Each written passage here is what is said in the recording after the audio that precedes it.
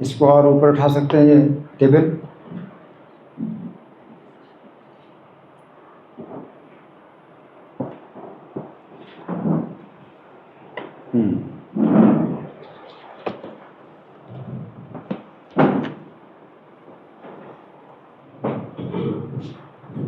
हरे कृष्णा।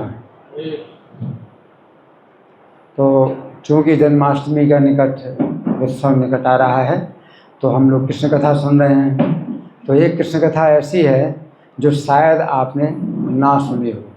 द्वारका में भगवान की बहुत लीलाएं हुई हैं, और एक लीला ऐसी भी है जिसमें कि विश्वजित यज्ञ कर रहे हैं। महाराज उग्रसेन विश्वजित यज्ञ कर रहे हैं। कौन सा यज्ञ कर रहे हैं? विश्वजित यज्ञ कर रहे हैं, जिसमें संपूर्ण विश्व को जीता जाए। और उसमें क्या है कि जितने भी राजा हैं भूमंडल के, सबको जो है परास्त करते हैं। प्रद्युम्न जी इस कार्य को करते हैं। सेना लेकर के, यादवों की सेना लेकर के पृथ्वी के सभी स्थानों में जाते हैं। तो ये बहुत बड़ी बात है। अश्वमेध यज्ञ भी होता है और भी यज्ञ होते हैं।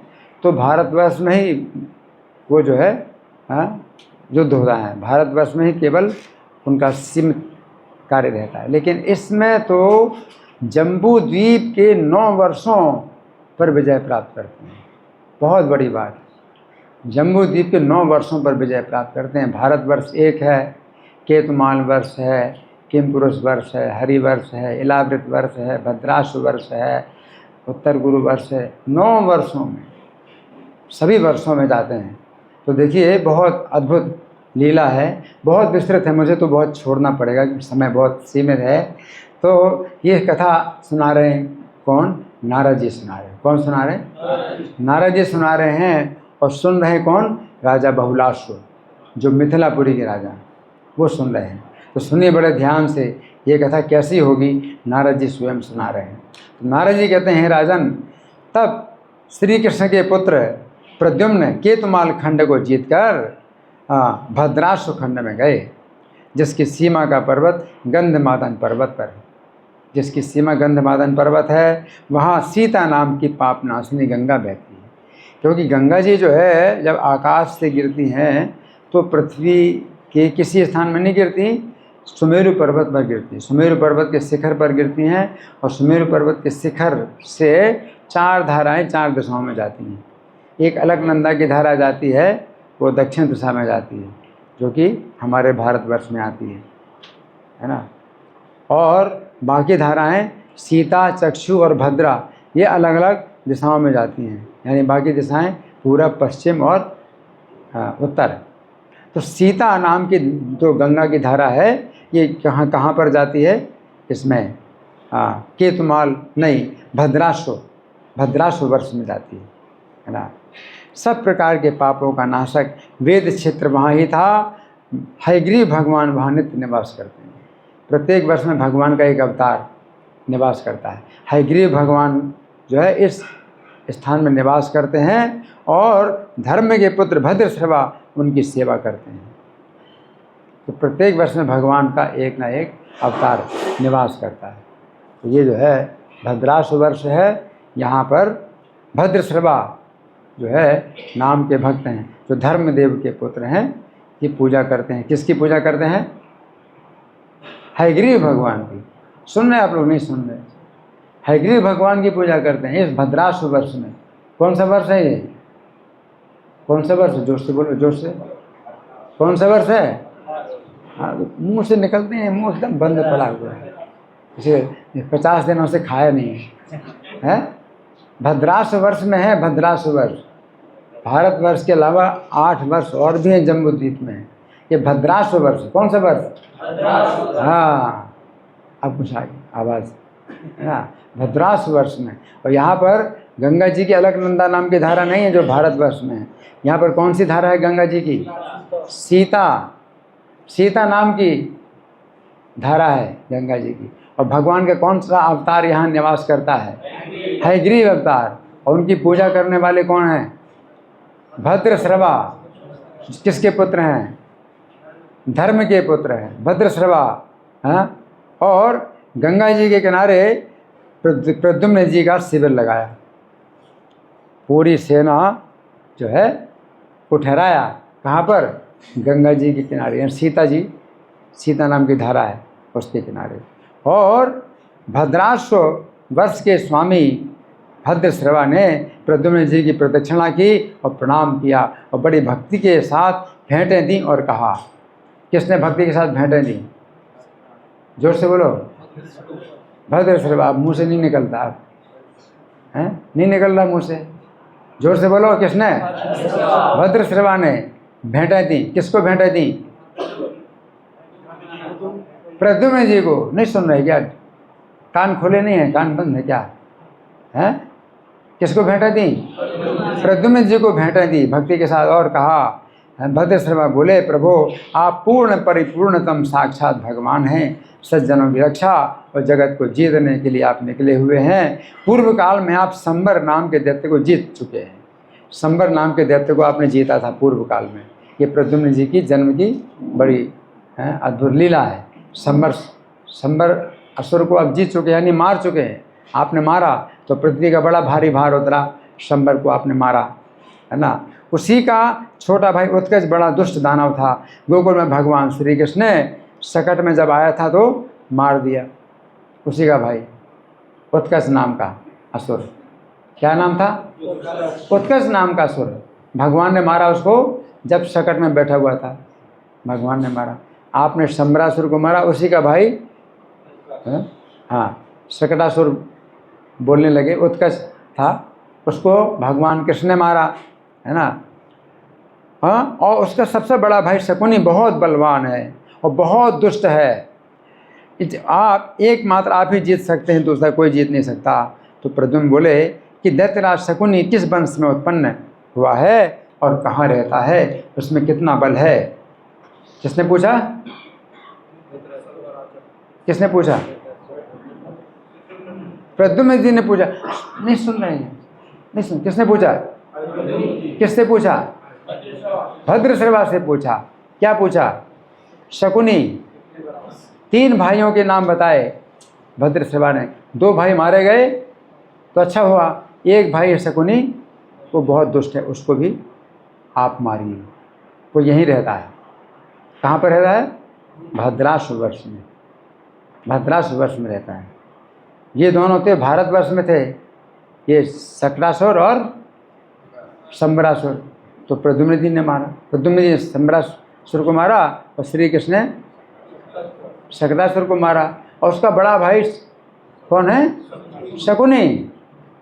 शकुनी यहाँ रहता है, इसको आप मारिए क्योंकि ये बहुत दुष्ट है, सबसे बड़ा है और बहुत दुष्ट है, हैं? तो भद्रश्रवा ने कहा, महामुनि कश्यप की पत्नी दिति से 2 दैत्य जन्मे। दिति के 2 पुत्र हुए, आदि दैत्य। दिति से 2 पुत्र हुए। कौन से 2 पुत्र हुए? बहुत प्रसिद्ध हैं। जोर से आवाज़ है गले में, जोर से बोलो। हिरण्याक्ष और हिरण्यकशिपु। सुनो, हिरण्याक्ष और हिरण्यकशिपु। हिरण्याक्ष बड़ा, हिरण्यकशिपु बड़ा और हिरण्याक्ष छोटा था। उन दोनों में से हिरण्याक्ष के 9 पुत्र हुए। कितने पुत्र हुए? 9 पुत्र हुए। उनके नाम थे शकुनी, सबसे बड़ा शकुनी जो यहाँ रहता है, शकुनी। फिर दूसरा शंबर, जिसको प्रद्युम्न जी ने मार दिया। फिर तीसरा हृष्ट, चौथा भूत संतापन, 5वां वृक, 6ठा कालनाभ और 7वां महानाभ, 8वां हरिश्मश्रु और 9वां उत्कच। तो पहला शकुनी यहाँ रहता है, दूसरा शंबर को प्रद्युम्न जी मार चुके हैं और 9वां उत्कच को श्री कृष्ण मार चुके हैं। तो बाकी कितने बचे? 9 में से कितने बचे? 7 बचे। शकुनी मिला करके 7 बचे। शकुनी को मारो और बाकी 6 को मारो, 7 को मारो। प्रद्युम्न जी से ये कह रहे हैं भद्रश्रवा, 7 को मारो आप। 1 को मारा है श्री कृष्ण ने, हैं? 1 को मारा श्री कृष्ण ने, वो सबसे छोटा था, उत्कच, है ना। और एक को मारा आपने जो दूसरे नंबर में था, शंबर, और बाकी 7 जो बचे हैं इन सबको मारो, है ना। तो वो ये लोग जो है देवकूट पर्वत के दाहिने और जठर पर्वत के नीचे चंद्रावतीपुरी है, इसमें एक बहुत बड़ा किला है। अपने भाईजाओं के साथ शकुन यहीं रहता है। जब जब मुनि लोग यज्ञ आरंभ करते हैं तो ये दैत्य यज्ञ भंग करता है। कौन सा दैत्य? शकुनी और उसके छोटे भाई साहब, है ना। इंद्र आदि देवता उससे उद्विग्न रहते हैं। देवताओं के शत्रु इस दैत्य को अवश्य जीतें, क्योंकि भक्तों को शांति प्रदान करने के लिए ही आपने संसार को जीता है ना। तो इस प्रकार से जो है जब प्रार्थना करते हैं तो प्रद्युम्न जी जो है अपनी सेना लेकर के चंद्रावतीपुरी में आते हैं और फिर जो है बहुत भारी युद्ध छिड़ता है। तो जब युद्ध छिड़ता है तो उसमें सबसे पहले उसका वध करते हैं, हृष्ट का वध करते हैं, जो तीसरे नंबर में हृष्ट है, उसका वध होता है। बड़ी लंबी कथा है, मैं तो छोड़ रहा हूँ। फिर भूत संतापन जो चौथा है उसका वध किया जाता है। फिर 5वां वृक है, उसका भी वध होता है। फिर 6वां कालनाभ का वध होता है। महानाभ 7वां और 8वां हरिश्मश्रु का वध होता है ना। अब केवल एक रह गया, कौन? शकुनी। शकुनी का जो है अब युद्ध है और बहुत जो है विस्तृत कथा है। तो वो आप जो है सुनिए बड़े ध्यान से, क्योंकि बहुत ही अद्भुत ये कथा है।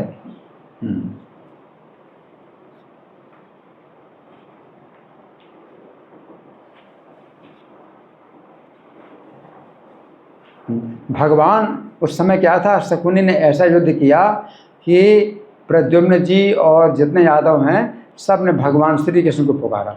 भगवान श्री कृष्ण द्वारका में हैं और ये भद्राश्व वर्ष में है। भगवान को पुकारा तो भगवान तो तुरंत आ जाते हैं। तो भगवान श्री कृष्ण जो है यादवों की रक्षा के लिए आ गए यहाँ पर।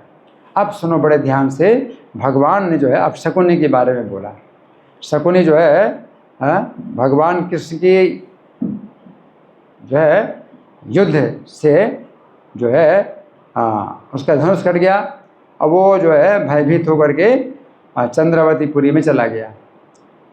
चंद्रावतीपुरी में चला गया तो ये नहीं कि युद्ध बंद हो गया है, अब वो और शस्त्र अस्त्र लेकर के आएगा युद्ध करने के लिए।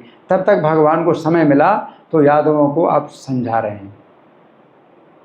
भगवान जो है यादवों को समझा रहे हैं शकुनी के विषय में। सुनो बड़े ध्यान से, भगवान क्या कहते हैं। भगवान कहते हैं, पूर्व काल में शकुनी दैत्य ने सुमेरु पर्वत में अन्न जल त्याग कर 4 युगों तक तपस्या करके शिव जी को प्रसन्न किया। 4 युगों तक तपस्या की इसने। 4 युग कौन कौन से हैं? पहला,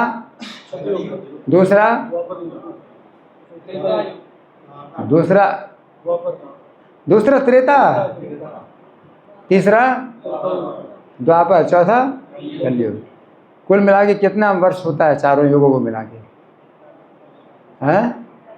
43,20,000 साल। चारों युग मिला करके कितना होता है? 43,20,000 साल। तो चारों युगों तक जो है उसने तपस्या की। यानी कितना साल तपस्या की? 43,20,000 साल की तपस्या की। किसको प्रसन्न करने के लिए? शिव जी को प्रसन्न करने के लिए। जब 4 युग बीत गए तो शिव जी प्रकट हुए और कहा वर मांग। तब शकुनी ने हाथ जोड़कर प्रणाम किया और उसने कहा यदि मैं मरूं तो भूमि का स्पर्श होते ही फिर जीवित हो जाऊं। असल लोग जो है ऐसे ऐसे वरदान मांगते हैं, अगर मैं मरूं तो भूमि के स्पर्श होते ही फिर से जीवित हो जाऊं, हैं। और अब अगर भूमि का स्पर्श ना हो तो भी आकाश में भी 2 घड़ी तक ना मरूं। अगर मान लो भूमि का स्पर्श नहीं हुआ तो आकाश में भी 2 घड़ी तक ना मरूं। 2 घड़ी कितना होता है? 1 घड़ी कितना होता है? 1 घड़ी 24 मिनट, तो 2 घड़ी 48 मिनट। 48 मिनट तक आकाश में भी ना मरूं। अगर भूमि का स्पर्श नहीं हुआ तो आकाश में भी 48 मिनट तक ना मरूं। इसका मतलब उसको मारने के लिए क्या करना पड़ेगा, उसको आकाश में रखना पड़ेगा 48 मिनट से ज़्यादा, तब भूमि में गिरेगा, तो फिर नहीं मरेगा, है ना, समझ गए। अच्छा, तो शकुनी दैत्य के ऐसा कहने पर शिव जी ने उसे दोनों वर दे दिए और पिंजड़े में एक तोता देकर कहा। किसने? शिव जी ने पिंजड़े में तोता देकर कहा, अपने प्राणों के सदस्य इस तोते की सदा रक्षा करना, इसके मर जाने पर तुम अपनी मृत्यु समझ लेना। ये है तोता, ये लो, इसकी रक्षा करो, ये मर गया तो फिर तुम्हारी मृत्यु निश्चित है। ऐसा वरदान देकर शंकर जी अंतर्धान हो गए और किले के भीतर ये तोते के मर जाने पर इसका वध हो सकेगा। तो नारद जी कहते हैं, राजन, उस वीर सभा में भगवान कृष्ण गरुड़ को बुलाकर हंसते हुए बोले। अब गरुड़ जी को बुलाया भगवान ने, हंस करके बोला। भगवान के सब कार्य हंसी में होते हैं, बड़े बड़े कार्य भगवान के हंसी में होते हैं। भगवान हंस करके गरुड़ जी से बोले कि हे महाबुद्धे, तुम शीघ्र चंद्रावती पुरी जाओ, उस पुरी का विस्तार 100 योजन है।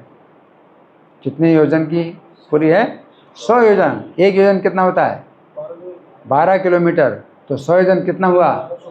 1200 किलोमीटर का जो है पुरी है। और वहाँ दैत्यों की सेना भरी हुई है, उसमें बड़े ऊंचे ऊंचे गगनचुंबी स्वर्ण महल हैं, बड़े बड़े बाग हैं। उस पुरी के प्रत्येक दुर्ग की दैत्य लोग रक्षा करते हैं। भगवान के आदेश के अनुसार चंद्रावती पुरी को देखने के लिए गरुड़ जी ने बहुत सूक्ष्म रूप धारण कर लिया।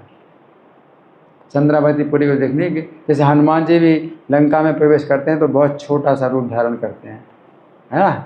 तो गरुड़ जी ने भी छोटा सा रूप धारण किया है। उस पुरी में पहुंचकर वहाँ दैत्यों की आंखों से बचते हुए ऊंचे ऊंचे महलों को देखते हुए शकुनी के महल में पहुंच गए। किसके महल में? वहाँ उस दैत्य के तोते को खोजते हुए वहाँ रुक गए। बाद में युद्ध के लिए तैयार शकुनी को देखा, कि शकुनी युद्ध के लिए तैयार था, है ना, अभी जाएगा भगवान से युद्ध करने के लिए। वो विविध शस्त्र अस्त्र धारण किए हुए था और क्रोध से उसका हृदय भरा हुआ था। उस समय उसकी रानी मदालसा ने उससे पास बैठा करके बोली। उसकी रानी कौन है? मदालसा। उसको पास बैठा करके उससे बोली, हे राजन, आपके सभी सगे संबंधी और छोटे छोटे भाई, बड़े बड़े उद्भट दैत्य इस युद्ध में मारे गए। अब आप युद्ध करने के लिए ना जाएं, क्योंकि यहाँ पर स्वयं भगवान आ गए। किसने कहा? मदालसा ने कहा, स्वयं भगवान आ गए हैं, अतएव शीघ्र ही इन्हें भेंट अर्पण कर दें, जिससे आपका कल्याण हो। शकुनी ने कहा, मैं सेना समेत सभी यादवों को मार डालूंगा, क्योंकि उन्होंने बरबस मेरे भाइयों को मार डाला है और शिव जी ने मुझे वरदान दिया है। अब देखो कौन सुन रहा है उसकी बात? हैं? गरुड़ जी सुन रहे हैं। गरुड़ जी सुन रहे हैं, क्योंकि तोता को मारना जरूरी है, समझ गए। तो गरुड़ जी जो है तोते को ढूंढ रहे हैं, तोता कहाँ मिलेगा। और जो है बातों में क्या पता चल गया, अपनी पत्नी को बताने लगा। अपनी पत्नी को पहली बार बता रहा है, और वही पहली बार भी में ही उसका क्या हो जाएगा? खत्म हो जाएगा। पहली बार उसने अपनी पत्नी को बताया। क्या बताया? शिव जी ने मुझे वरदान दिया है, अतः भूमि पर मेरा मरण न होगा। चंद्र नाम का एक उपद्वीप है, वहाँ मतंग पर्वत है। चंद्र नाम का एक उपद्वीप है, वहाँ मतंग पर्वत है, उसी पर्वत पर मेरा जीव रूपी तोता रहता है। पहली बार बताया और उसी में ही उसका जो है तोता मारा जाएगा। शंखचूड़ सर्प रात दिन उसकी रखवाली करता है। इस बात को कोई नहीं जानता कि मेरी मृत्यु कैसे होगी। कोई जान गया? कौन जान गया? गरुड़ जी जान गए। गरुड़ जी जान गए। नारद जी बोले, तोते की संबंधी बात सुनकर गरुड़ ने चंद्र नाम के उपद्वीप को जाने का निश्चय किया। अब चंद्र नाम के उपद्वीप में जाना पड़ेगा, समुद्र में, ना। बड़े वेग से उड़कर गरुड़ समुद्र के तट पर गए। वहाँ से चंद्रद्वीप को देखने के लिए आकाश में उड़ने लगे। 100 योजन विस्तृत भयंकर गर्जन करते हुए समुद्र में देखते देखते मनोहर सिंघल द्वीप में जा पहुँचे, जो आजकल सिंगापुर बोलते हैं ना। और सिंघल द्वीप में पहुँचे। वहाँ के निवासियों से पूछा, इस द्वीप का क्या नाम है? लोगों ने कहा तो सिंघल द्वीप है। सो गरुड़ फिर आकाश में उड़े, बड़े वेग से उड़ते हुए लंका के त्रिकूट पर्वत पर जा पहुँचे। लंका से 5 जन द्वीप में पहुँचे, 5 जन समुद्र पर पहुँचे तो उन्हें भूख लगी, तो तीखी चोंच से मछलियों को पकड़ पकड़ कर खाने लगे। गरुड़ जी का तो भोजन। तभी एक महानक्र जो 2 योजन लंबा था, गरुड़ के पैर पकड़ कर पानी में खींचने लगा। एक बहुत बड़ा मगरमच्छ 2 योजन लंबा, 2 योजन कितना हुआ? 24 किलोमीटर लंबा मगरमच्छ है। वो गरुड़ जी के पैर खींचने लगा, पकड़ के खींचे। गरुड़ जी बलपूर्वक उसको किनारे की ओर खींचने लगे। उन दोनों की खींचातानी 2 घड़ी तक चली। कितना? 48 मिनट। 2 घड़ी में 48 मिनट तक खींचातानी चली। सहसा प्रचंड वेग वाले गरुड़ ने उसकी पीठ पर जोर से अपनी पैनी चोंच मारी। हाँ, तभी वो उसने मगरमच्छ का रूप त्याग कर विद्याधर हो गया। गरुड़ को प्रणाम करके प्रसन्न होकर के बोला, हे गरुड़ जी, पूर्व जन्म में हेमकुंडल नाम का विद्याधर था। वो कथा के अंदर कैसी कथा है? वो शरीर छूट गया उसका मगरमच्छ का, और गरुड़ जी को प्रणाम करके विद्याधर हो गया। और कहता है पूर्व जन्म में हेमकुंडल नाम का विद्याधर था। एक बार आकाश गंगा में स्नान करने के लिए गया था। कहाँ पर? आकाश गंगा में स्नान करने के लिए गया था। वहाँ ककुत्थ मुनि स्नान कर रहे थे। कौन से मुनि? ककुत्थ मुनि। कौन से? जोर से बोलो। ककुत्थ मुनि स्नान कर रहे थे। तो हंसी हंसी में उनका पैर पकड़कर जल में खींच ले गया। इससे ककुत्थ मुनि ने मुझे शाप दे दिया कि तू मगर हो जा। ऐसे शाप दे दिया, मगर हो जा। जब मैंने उन्हें प्रसन्न किया तो उन्होंने वरदान दिया कि जब गरुड़ तुम्हारी पीठ में चोंच मारेंगे तब तुम मगर की योनि से छुटकारा पा जाओगे।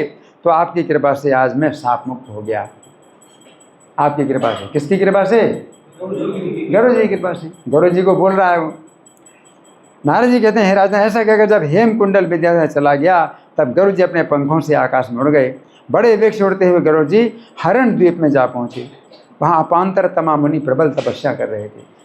कौन से द्वीप में आए? हरण द्वीप में। कौन सा द्वीप? हरण द्वीप। और वहाँ अपांतर तमा मुनि प्रबल तपस्या कर रहे थे। कौन से मुनि? अपांतर तमा मुनि। उनके आश्रम पर गरुड़ जी का एक पंख गिर गया। उड़ रहे थे गरुड़ जी, उनके आश्रम में गरुड़ जी का एक पंख गिर गया। ये उसे देखकर अपांतर तमा मुनि ने कहा, हे पक्षी, तुम मेरे मस्तक पर ये पंख रखकर आनंद पूर्वक चले जाओ। मेरे मस्तक पर अपना पंख रखो और आनंद पूर्वक चले। जो पंख गिर गया ना आपका, उस पंख को मेरे मस्तक पर रख दो और आनंद पूर्वक चले जाओ। अपांतर तमा मुनि बोले। समझ गए? है? उनके आदेशानुसार पंख मुनि के मस्तक पर रखकर गरुड़ जी चले। उसी समय गरुड़ जी को उनके माथे पर अपने पंख के समान बहुत तेरे पंख दिखाई दिए। इससे उनको बड़ा विस्मय हुआ गरुड़ जी को कि ऐसे पंख तो बहुत से उनके माथे पर रखे हुए हैं। तो गरुड़ जी को बड़ा विस्मय हुआ। तो उन्होंने अपांतर तमा से पूछा। अपांतर तमा ने कहा, जब जब श्री कृष्ण का अवतार होता है तब तक गरुड़ का एक एक पंख मेरे सिर पर गिरता है।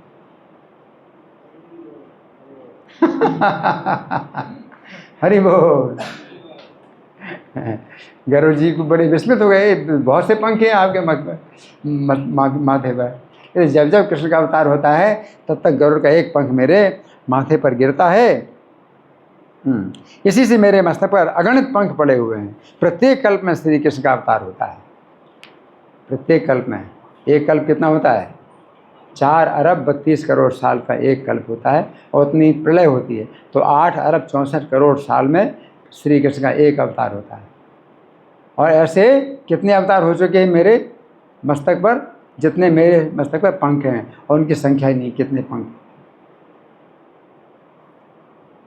इसी से प्रत्येक कल्प में श्री कृष्ण का अवतार होता है। उस अवतार में मेरे माथे पर एक पंख आता है। इस तरह इन पंखों की संख्या अनंत है। हे पक्षी, मैं मस्तक झुकाकर उन श्री कृष्ण भगवान को प्रणाम करता हूँ। नारद जी बोले, हे राजन, ये सुनकर विस्मित गरुड़ ने उन मुनिवर को प्रणाम किया और आकाश में उड़ते हुए रमणक द्वीप में जा पहुँचे। अब रमणक द्वीप में पहुँचे, वहाँ के सर्पों से भेंट लेकर गरुड़ जी आवर्तक द्वीप चले गए। वहाँ के दिव्य अमृत कुंड में बलवान गरुड़ ने अमृत पिया। एक विशेष द्वीप है आवर्तक द्वीप। अमृत कुंड में गरुड़ जी ने अमृत पिया। वहाँ से उड़कर शुक्ल द्वीप गए, वहाँ भी चंद्र द्वीप का पता पूछने लगे। तब मैंने, नारद जी कहते मैंने बताया गरुड़ जी को, तब मैंने बताया, मेरे कथनानुसार उत्तर दिशा को गए। चंद्र द्वीप में पहुंचकर गरुड़ जी ने जल का दुर्ग देखा और अग्नि का दुर्ग देखा। पानी से घिरा हुआ है, जल का दुर्ग है, फिर अग्नि का दुर्ग है। तो पूरे जल दुर्ग को अपनी चोंच में लेकर गरुड़ जी ने उसी के जल से अग्नि दुर्ग को आग बुझा ली। जल दुर्ग का पूरा पानी चोंच में लिया और अग्नि दुर्ग में डाल दिया, तो जल दुर्ग भी खत्म हो गया और अग्नि दुर्ग भी खत्म हो गया। उस गुफा के द्वार पर 1 लाख दैत्य सोए हुए थे। कौन सी गुफा? उस गुफा में कौन है? तोता है। तो 1 लाख दैत्य सोए हुए थे। जो जल दुर्ग, उसके अंदर अग्नि दुर्ग, उसके अंदर किला, और उसके अंदर 1 लाख दैत्य सोए हुए थे। उनके साथ गरुड़ जी का 2 घड़ी तक युद्ध हुआ। कितना? 2 घड़ी तक युद्ध हुआ। कितना मिनट? 48 मिनट तक। उनमें से कितने दैत्यों को अपने पैरों के नाखून से, कितनों को पंखों से मारकर गरुड़ जी ने धरती पर गिरा दिया। बहुतेरे दैत्यों को अपनी चोंच से पकड़कर पर्वत पर और बहुतों को आकाश में फेंक दिया। उनमें से कुछ दैत्य मर गए, जो बाकी बचे 10 दिशाओं में भाग गए। इस प्रकार दैत्यों का वध करके गरुड़ जी कंदरा के भीतर गए।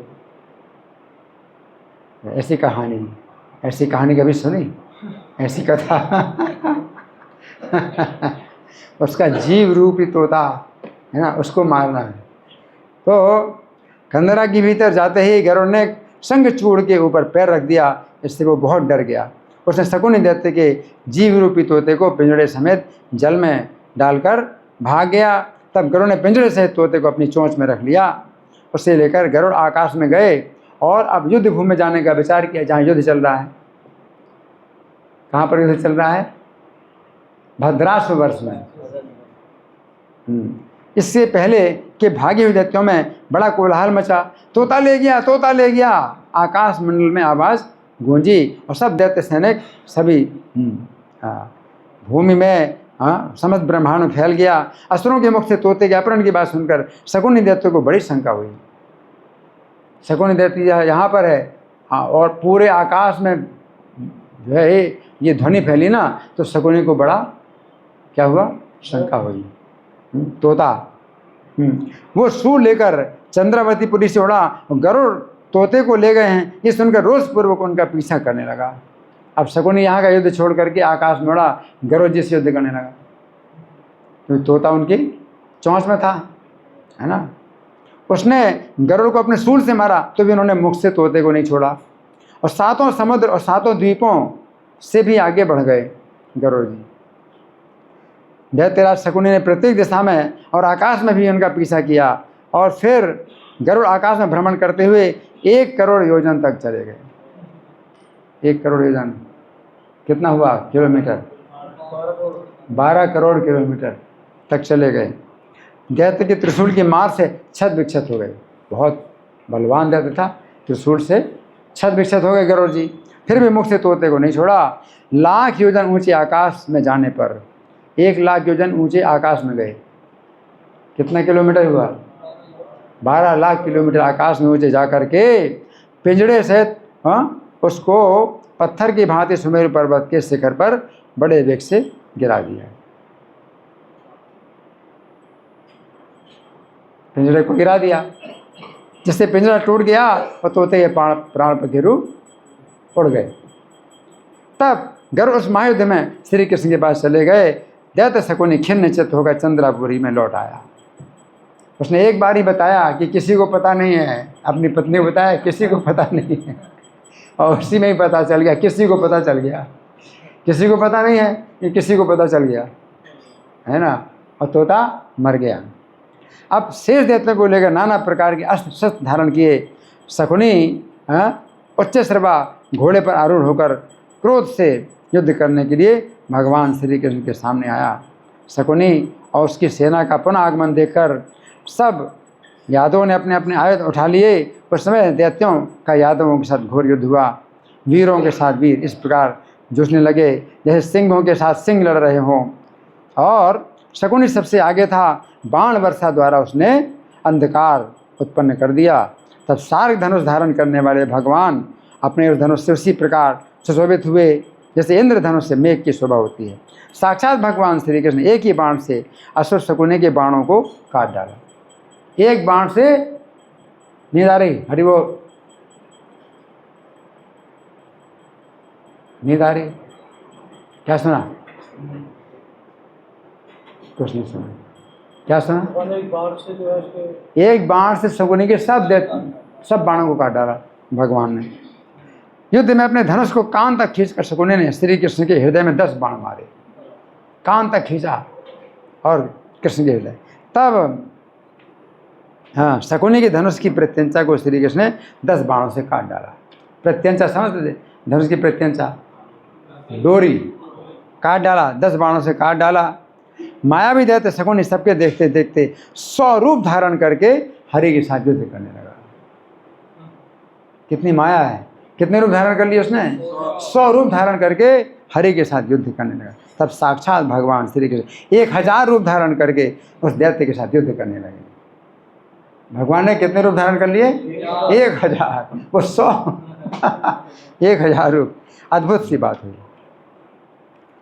दैत्य शकुनी ने मायासुर के बनाए तेजस्वी त्रिशूल को घुमाकर श्री हरि के ऊपर चला दिया। तब कुपित होकर श्री हरि ने त्रिशूल को वैसे ही काट दिया जैसे तीखी चोंच वाला गरुड़ किसी सांप को टुकड़े टुकड़े कर दे। भगवान ने अपने बाण से उसको जो है त्रिशूल काट दिया, है ना। तब श्री हरि ने शकुनी के मस्तक पर अपनी गदा चलाई। गदा की चोट से उस दैत्य को घोड़े से नीचे गिरा दिया। गदा की चोट से पीड़ित दैत्य क्षण भर के लिए मूर्छित हो गया। फिर अपनी गदा लेकर माधव के साथ युद्ध करने लगा। एक क्षण के लिए मूर्छित हो गया। एक क्षण कितना होता है? 4 मिनट। कितना? 4 मिनट की मूर्छित हो गया। फिर से माधव के साथ युद्ध करने लगा। उस समय गदाओं द्वारा उन दोनों के बीच घोर युद्ध हुआ। गदाओं के टकराने का चट चट शब्द वज्र के टकराने की भांति सुनाई पड़ता था। श्री कृष्ण की गदा से चूर चूर होकर शकुनी की गदा पृथ्वी पर गिर पड़ी। भगवान की गदा का क्या नाम है? कौमोदकी। क्या नाम है? कौमोदकी गदा है। हाँ, वो युद्ध में सबके देखते देखते गदा अंगार की भांति दहकने लगी। जैसे पर्वत की कंदरा में 2 सिंह लड़ते हों और वन में 2 मत वाले हाथी जूझते हों, ऐसे श्री कृष्ण शकुनी परस्पर युद्ध कर रहे हैं। शकुनी ने श्री कृष्ण को 100 योजन पीछे हटा दिया। शकुनी ने श्री कृष्ण को 100 योजन पीछे हटा दिया। कितना योजन? 100। कितना किलोमीटर? 1200 किलोमीटर पीछे हटा दिया। और श्री कृष्ण से भूतल पर 1000 योजन पीछे ढकेला। कितना हुआ?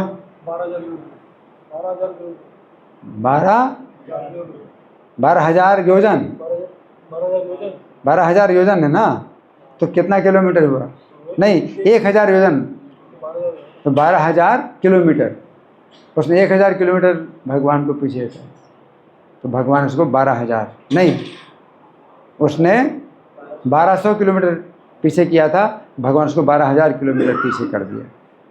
तब श्री हरि ने उसे दोनों भुजाओं से पकड़कर जांघों के धक्के से जमीन पर वैसे ही पटक दिया जैसे बालक ने कमंडलू फेंका हो। उससे उस दैत्य को कुछ व्यथा हुई। फिर शकुनी ने जारूदी पर्वत को उखाड़कर श्री कृष्ण पर चलाया। एक पहाड़ है, उसका क्या नाम है? जारूदी। श्री कृष्ण पर चला दिया। पर्वत को अपने ऊपर आता देख भगवान ने उसे उसी को लौटा दिया। उस पर्वत को पकड़ के उसी की तरफ लौटा दिया। इस प्रकार दोनों एक दूसरे पर पर्वत के द्वारा प्रहार करते रहे। उस पर्वत के आघात से उन दोनों ने चंद्रावती को भी चूर्ण बना दिया। पूरी नगरी चूर्ण हो गई पर्वत के आघात से। उस समय शकुनी ने कुपित होकर ढाल तलवार उठा ली और श्री कृष्ण के सामने युद्ध के लिए आया। तब भगवान ने सारे धनुष लेकर उसके ऊपर अर्धचंद्रमुख बाण का संधान किया, और वो छोटा बाण जो है उसका मस्तक काटकर भूमि का भेदन करके तल लोक में चला गया। तल अतल वितल ये सब 7 पाताल है ना, तो तल लोक में चला गया भगवान का बाण, उसका सिर काट करके। उस समय शकुनी प्राण शून्य होकर युद्ध में गिर पड़ा। भूमि का स्पर्श होते ही क्षण भर में पुनः जीवित हो गया। उसको वरदान था, तो मस्तक कट गया उसका, जमीन में गिरा और एक क्षण में जीवित हो गया। एक क्षण कितना? 4 मिनट में क्या हो गया? जिंदा हो गया। अपने कटे मस्तक को अपने हाथ से उठा लिया उसने और जमा लिया। जिंदा हो गया और कटा मस्तक हाथ से लिया और अपने धड़ में रख करके क्या कर लिया, जोड़ दिया, है जोड़ दिया। अद्भुत घटना है, अब बड़ी अद्भुत घटना है, अद्भुत घटना है। कोई अपने कटा सिर को जो है अपने धड़ में रख करके जोड़ दे। हाँ, इस प्रकार श्री कृष्ण के हाथ से 7 बार मारे जाने पर भी वो भूमि के स्पर्श से जी उठा और उठ खड़ा हुआ। अकेले जो है सब यादवों का वध करने के लिए तैयार हो गया, है ना। उस समय जो है वो बहुत आतंक उसने पैदा किया। श्री कृष्ण की सेना में जोरों से हाहाकार होने लगा। तब श्री कृष्ण ने अपने अस्त्र सुदर्शन चक्र का प्रयोग किया। यादव सेना में कोई नहीं उसके सामने आ पाता। अब भगवान ने सुदर्शन चक्र लिया, उनके हाथ से छूटा तीखा सुदर्शन चक्र ने उसके मस्तक को काट लिया। तब भगवान श्री कृष्ण ने शकुनी को बलपूर्वक आकाश में फेंका। अब चक्र कटा, सिर कट गया और भगवान ने उसको गिरने नहीं दिया। सुना कैसी कथा विचित्र है। जिंदा हो जाएगा ना जमीन में स्पर्श होने से, तो मस्तक काट दिया उसका चक्र से और उसके शरीर को आकाश में फेंक दिया, आकाश में फेंक दिया। फिर यादवों से कहा तुम लोग इसके शरीर को बाणों से ऊपर ही ऊपर फेंकते रहो, नीचे नहीं गिरने देना।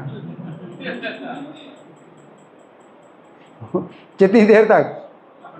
48 मिनट तक। 48 मिनट तक ऊपर ही रखो जमीन, तब ये मर जाएगा। क्या अद्भुत कथा है, हैं? ये सब जो है कैसी कला है इसमें।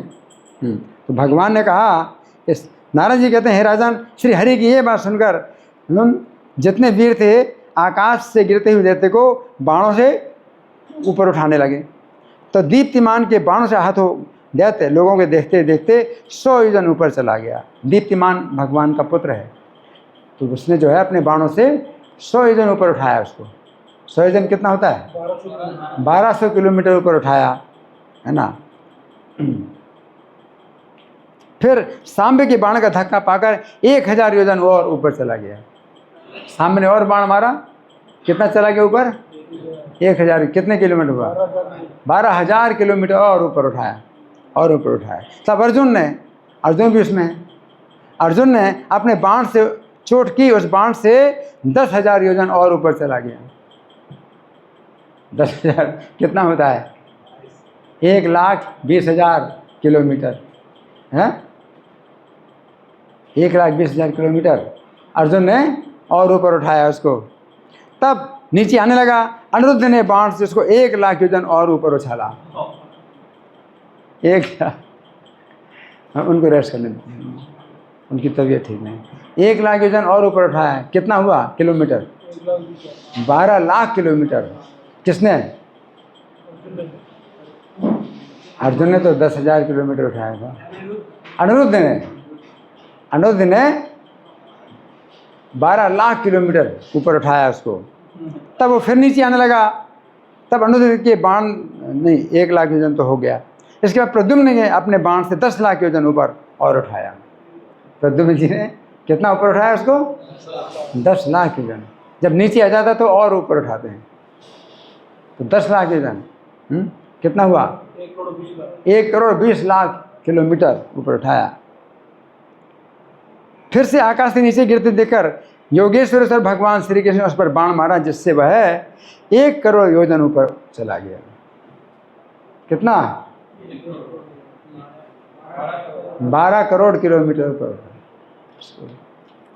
हमारा जो ये होता है ना वायुयान, 12 किलोमीटर तक जाता है ऊपर। यहाँ 12 करोड़ किलोमीटर भगवान ने उसके ऊपर उठाया। इस पर 2 प्रहर तक वो दैत्य आकाश नहीं रहा और उसको नीचे नहीं गिरने दिया, नीचे नहीं गिरने दिया। तब श्री हरि ने उसके ऊपर दूसरा बाण मारा। उस बाण ने संपूर्ण दिशाओं में उसको 1 करोड़ योजन तक घुमाकर समुद्र में पटक दिया, भूमि का स्पर्श नहीं करने दिया है। 1 करोड़ योजन तक घुमाया उसको और समुद्र में पटका। तो भगवान के पास सब उपाय होते हैं दैत्यों को मारने के। दैत्यों के पास बड़े उपाय होते हैं, वरदान कैसे कैसे प्राप्त करते हैं। और भगवान के पास कैसे वरदान होते हैं, भगवान के पास कैसे उपाय होते हैं कि मारते ही असुरों को मारेंगे। कहते हैं तू डाल डाल मैं पात पात है। तो कितना उसने जो है मतलब वर प्राप्त किए थे, तो ज़मीन का स्पर्श करने नहीं दिया उसको, और कहाँ पर गिराया? समुद्र में गिराया, है ना। इस प्रकार जब उस दैत्य की मृत्यु हो गई तब उसके शरीर से एक ज्योति निकली और चारों ओर से परिक्रमा करके भगवान श्री कृष्ण में विलीन हो गई। हरि वो विलीन हो गई। उस समय संपूर्ण भूतल आकाश में जय जयकार होने लगा। विद्याधरियाँ गंधर्व कन्याएं आनंद मग्न होकर आकाश में नृत्य करने लगी। देखो विद्याधरियाँ और ये जो गंधर्व कन्याएं आकाश में नृत्य करती हैं। आकाश में कोई नृत्य कर सकता है? आकाश में नृत्य कर रहे हैं बिना जमीन के, कोई आधार नहीं। गंधर्व लोग हैं आकाश में नृत्य करने लगे। किन्नर और गंधर्व यश गान करने लगे, सिद्ध उच्चारण स्तुति सुनाने लगे। समस्त ऋषियों और मुनियों ने श्री हरि की भोरी भोरी प्रशंसा की। ब्रह्मा, रुद्र, इंद्र और सूर्य आदि सब देवता वहाँ आ गए और श्री कृष्ण के ऊपर फूलों की वर्षा करने लगे। सर्वतोपि भ्रमणराजन श्री कृष्ण लीनतां गतं तदा जय जया रावो दिवि भूमावर्तते। विद्याधर्यश्च गंधर्व्यो न नृतुखे सुखान्विता जगो किन्नर गंधर्वा तुष्टुः सिद्धचारणा। ऋषियो मुनिः सर्वे तुष्टुः हरिं परं ब्रह्मरुद्रेन्द्र सूर्याद्या सर्वे तत्र समागता। श्रीकृष्णस्योपरिसुरा पुष्पवर्षं प्रचक्रिरे। तो कैसी अद्भुत कथा है। भगवान जो है अपने भक्तों को आनंद देने के लिए विविध प्रकार की लीलाएं करते हैं। ये सब लीलाएं भगवान ने क्यों की हैं कि भक्त लोग सुनेंगे और क्या प्राप्त करेंगे? आनंद प्राप्त करेंगे। तो आपको आनंद देने के लिए ये कथा जो है मैंने सुनाई है। हरि बोल।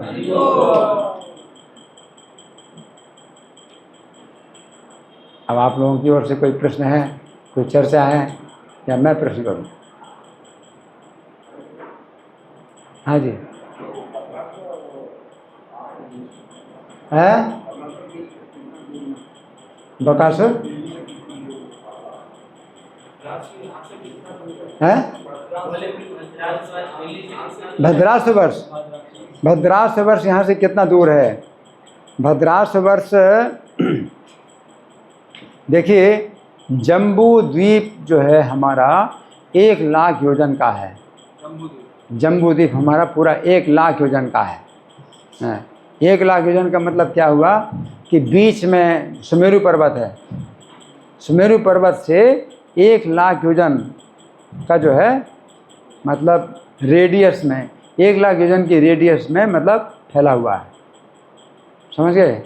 और 1 लाख का मतलब कितना हुआ? 12 लाख किलोमीटर। 12 लाख किलोमीटर सुमेरु पर्वत से 12 लाख किलोमीटर की रेडियस में वो जम्बू द्वीप है। ठीक है ना। तो इसी के अंदर भद्रासवर्ष भी है। 9 वर्ष इसी के अंदर हैं। भारतवर्ष जो है हमारा बिल्कुल जम्बू द्वीप के दक्षिण दिशा में है, दक्षिण दिशा में है। और भद्रासवर्ष जो है अंदर ही है, जम्बू द्वीप के अंदर ही है। 12 लाख किलोमीटर की रेडियस में पूरा 9 वर्ष, 9 के 9 वर्ष 12 लाख किलोमीटर की रेडियस में है। ठीक है।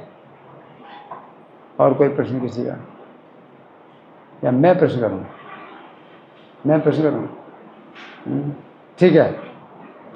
शकुनी ने शिव जी को प्रसन्न किया था कितने साल तक तपस्या करके?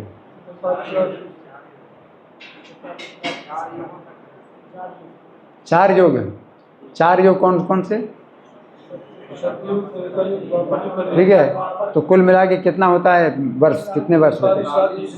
43 लाख 20 हजार साल तक तपस्या की थी। शंकर जी से वर प्राप्त किया था। और शंकर जी से क्या वर मांगा था, कौन बताएगा?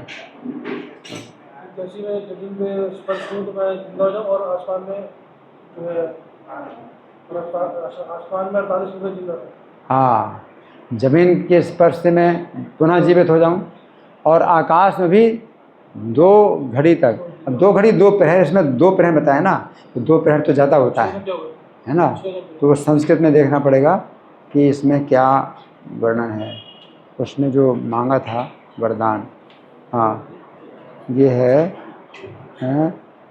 2 घड़ी तक ना मरूं, 5वां श्लोक है। आकाशे में मृत्युर्देव माँ भूयात घटिका द्वयम, 2 घड़ी 2 घड़ी 2 घड़ी तक, हाँ तो मतलब 48 मिनट तक आकाश में भी ना मरूं, है ना। तो उसने जो है शंकर जी ने ये 2 वरदान दिए, और कुछ तीसरी एक और चीज़ दी उसको गिफ्ट, तोता दिया, पिंजरे में तोता दिया, इसको ले जाओ, इसकी रक्षा करो, और क्या होगा आगे चल करके, जब ये मरेगा तो समझ लेना तुम्हारी मृत्यु होगी। मतलब ये है कि आप अमर नहीं हो सकते, और वो अमर होने का जो है सब तरह के उपाय करते हैं कि भाई ऐसे वरदान मांगो तो मैं अमर हो जाऊँ, अमर हो जाऊँ। अमर होने के लिए जो है वो कई तरह की चालें चलते हैं कि मैं ये वरदान दीजिए, वो वरदान दीजिए। और शंकर जी ने कहा हाँ ये तोता जब मरेगा तो तुम्हारी मृत्यु हो जाएगी, और तुम रक्षा कर लो, जितनी रक्षा कर सकते कर लो रक्षा, जब तोता मर जाएगा। तो उसने ये बात उसने किसी को नहीं बताई थी कि तोते को उसने कहाँ रखा हुआ है ना। अपनी पत्नी को जब बताई है ना, तो उसी समय बताई जब कोई सुन रहा था, जब कोई सुन रहा था, और वो तोते को मारने के ही लिए कोई आया है। तो भगवान ने तो यही बताया था कि चंद्रावतीपुरी में ही तोता है। गरुड़ जी से कहा कि चंद्रावतीपुरी में जाओ और तोता वहीं पर है। भगवान ने इतना लंबी बात नहीं बताई, है ना। गरुड़ जी जो है सोच रहे हैं भाई तोते का पता कैसे लगेगा, है, तो छिप करके सुन रहे हैं। और वो जो है शकुनी भगवान से युद्ध करने के लिए तैयारी कर रहा है। उसी समय उसकी जो पत्नी है, क्या नाम था उसका, मदालसा, उसने पास में बैठाया, बोली कि भगवान साक्षात हैं, अब जो है उनको भेंटें दे दो और वो चले जाएंगे। क्योंकि सभी को पराजित करके भेंट लेते थे। ये विश्वजित यज्ञ है ना, यज्ञ ऐसे ही है, सब राजाओं को पराजित करके भेंट लेते हैं। तो भेंट दे दो उनको और वो चले जाएंगे, तुम पराजित, हाँ स्वीकार कर लो तुम कि तुम पराजित हो गए, और भेंट दे दो। तो उसने जो है बोला अरे तुम्हें क्या पता मैं मर नहीं सकता, मुझे वरदान मिला है, समझी। तो उसने बताया है, हाँ, उसने कहा किसी को पता नहीं है, और किसी को पता चल गया। उसने कहा उस तोते का पता किसी को नहीं है, और कहाँ पर है वो तोता है, चंद्रद्वीप में, चंद्रद्वीप में है वो तोता। और गरुड़ जी जो है कहाँ कहाँ गए, चंद्रद्वीप को भी पता नहीं था। तो नारद जी से फिर पता चला, रास्ते में अपांतर तमा मुनि का आश्रम मिला। गरुड़ जी उड़ रहे हैं, और उड़ते उड़ते क्या हो गया, एकदम से एक पंख गिर गया उनका। तो अपांतर तमा मुनि क्या बोले गरुड़ जी से, ये पंखा मेरे सिर में रख दो। जब सिर में रखा गरुड़ जी ने, तो क्या देखा, उनके सिर में तो बहुत से पंखे हैं गरुड़ जी के। तो चकित हो गए। तो अपांतर तमा मुनि क्या बोले, बोलो बोलो बोलो, प्रकट होते हैं एक पंख। हाँ, जब जब भगवान श्री कृष्ण का अवतार होता है तो मेरे माथे में एक पंख आता है। अभी एक पंख आपका आया है, तो हर बार एक पंख आता है मेरे है। वो शकुनी मरे या कोई ना कोई मरे, कुछ ना, गरुड़ जी का एक पंख आता है। हाँ जी, शकुनी महाभारत का शकुनी नहीं है ये। महाभारत का शकुनी तो गांधारी का भाई था, ये महाभारत का शकुनी नहीं है। ये शकुनी हिरण्याक्ष का पुत्र है, सबसे बड़ा पुत्र। हिरण्याक्ष के 9 पुत्र हैं। कितने पुत्र हैं? 9 पुत्र। सबसे बड़ा कौन है? शकुनी, और दूसरा फिर शंबर। शंबर को प्रद्युम्न जी ने मारा। शंबर भी जो है प्रद्युम्न जी को जो है हरण करके ले गया। उसको पता चला कि ये प्रद्युम्न जी जो है मेरी हत्या करेंगे, और जन्म हुआ है प्रद्युम्न जी का, तो 10 दिन के भी नहीं हुए थे, अपहरण करके ले गया और बीच समुद्र में डाल दिया प्रद्युम्न जी को। और बीच समुद्र में एक मछली उनको निकल गई, उस मछली को दूसरी बड़ी मछली निकल गई, और फिर वो बड़ी मछली जो है शंबरासुर के जो रसोइये थे उनके पास आ गई। मछुआरों ने बेची उसको, मछुआरों के जाल में फंस गई, वो शंबरासुर के ही रसोई में आ गई। और उन्होंने रसोइयों ने मछली काटा तो एक दूसरी मछली निकली, उसको काटा तो एक बालक निकला। वो बालक जो है उनकी रसोई घर में ही पला, प्रद्युम्न जी। और बड़े होकर के ये प्रद्युम्न जी ने फिर उसी का ही वध किया। अब देखो अपनी मौत ही जो है लेकर के चला गया था, मतलब ये सोच करके कि ये बच्चा जो है मुझे मारेगा तो मैं इसकी हत्या कर दूं। नहीं, वही बच्चा जो है उनकी रसोई घर में पड़ा और आगे चल करके शंबरासुर की वध करके फिर द्वारका पहुंच गए प्रद्युम्न जी। शंबरासुर, एक शंबरासुर को प्रद्युम्न जी ने मारा था, और उसके पहले एक भाई को भगवान ने मारा गोकुल में। कौन था वो? उत्कच, उसका नाम था उत्कच। ये शकटासुर बोलने लगे, शकट में बैठा हुआ था वो, भगवान ने उसका वध किया। और बाकी 7 जो है यहाँ मारे गए, चंद्रावतीपुरी में मारे गए। ये पृथ्वी का बहुत बड़ा भार महाभारत युद्ध में जितना उतरा है उससे 1000 गुना भार तो इस युद्ध में उतरा। बहुत बड़ा भार पृथ्वी का उतरा इसमें, इस युद्ध में, है जी। है एक सेकेंड, कौन बताएगा? द्वापर युग था। भगवान कृष्ण जब लीलाएं कर रहे थे, 125 साल की लीला भगवान कृष्ण की है। ठीक है, धन्यवाद। श्री कृष्ण कथा महामहोत्सव की जय, श्रीला प्रभुपाद की जय।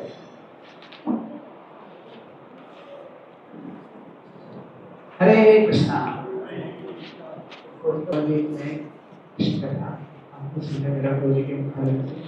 तो कोई से आग्रह करेंगे कि प्रभु जी आप आते रहे, सबको मार्गदर्शन करते रहे। तो प्रभु जी का धन्यवाद करेंगे हरे कृष्ण महामंत्र बोल के। हरे कृष्णा कृष्णा कृष्णा हरे हरे, हरे राम राम राम हरे हरे। श्री कृष्ण मित्र प्रभु जी की, श्री प्रभुपाद की।